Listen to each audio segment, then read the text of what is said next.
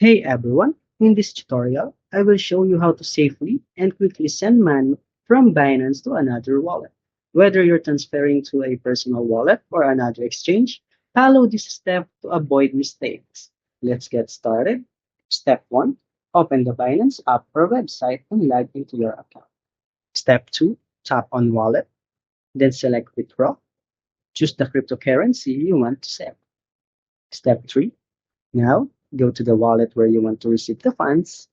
Copy the correct deposit address for the selected cryptocurrency. Go back to Binance, paste the copied wallet address, and select the correct network.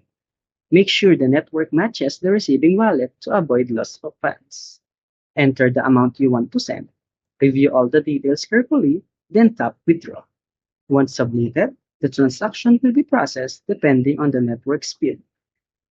And that's it. You successfully sent money from Binance to another wallet. If this video helped, don't forget to like and subscribe to How to Tutor for more quick and easy guide. See you next time!